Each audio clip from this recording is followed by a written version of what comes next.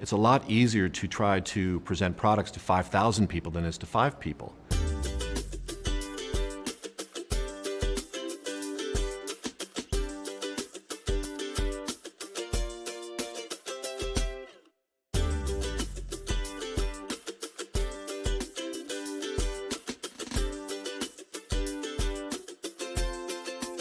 We work with young healthcare professionals.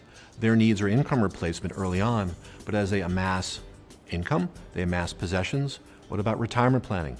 What about the idea of succession planning, partnership agreements? So it's important to remember your product needs need to stay in touch with the clients. One of the wonderful benefits of working within a specific industry is that you're working with individuals normally who are very time poor. They don't have time to evaluate people. They're focusing on medicine in my industry. They don't know anything outside of medicine. They haven't had the luxury of trying to understand it. So by having names to refer them to, institutions we work with, their peers that have already trusted us, it immediately validates our services, our professionalism, and gets us to the point of conversation about addressing their needs, not are you the right person to talk with me.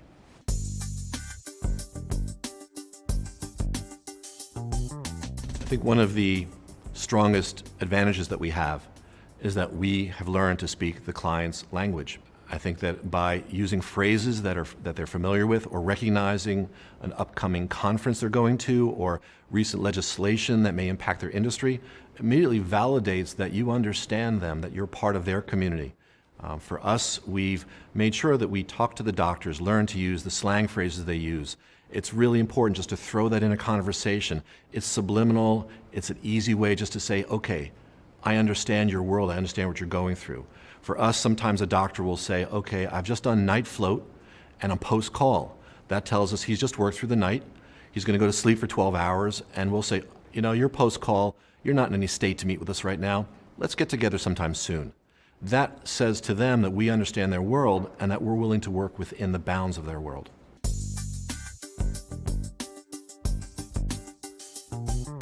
What we found is that hospitals or any institution is called on a daily basis by an insurance producer, an advisor. Everyone wants access to their employees, and they become numb and insensitive, and they will hang up the phone because they have trusted advisors.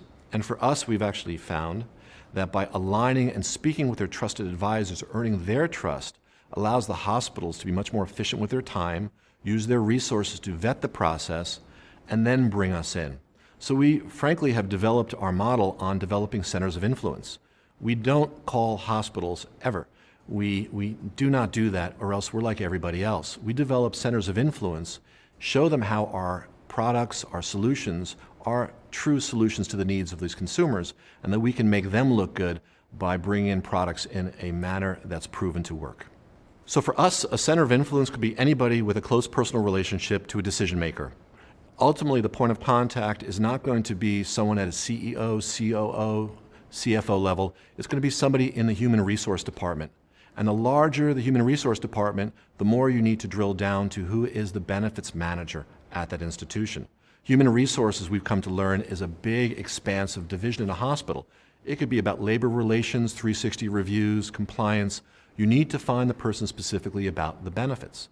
But what we do is we go to find either someone at the association of the industry, State Hospital Association, National Healthcare Association, or group insurance or pension brokers that have a direct relationship who may find value or recognize the need in the services we want to introduce to their clients, letting them know that it's their client. I use a phrase, we are a guest in your house, and we treat them that way. They're always in first chair. They always have the responsibility to choose to bring us in. We are an extension of their resource to their relationship. We are just a solution provider.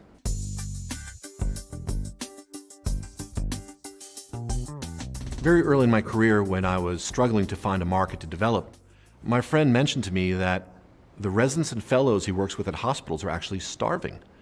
That you would never think that young doctors in training are having a hard time making ends meet.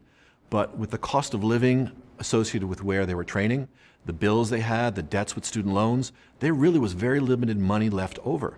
In fact, I've come to learn now that a significant percentage of medical students in many of our urban centers actually are food insecure, and they don't even know how to feed themselves. So we at his suggestion, began calling up residency programs and offered, we can bring some pizza. Can we come and talk with you? Most would be happy to speak with us. Some would say, pizza again?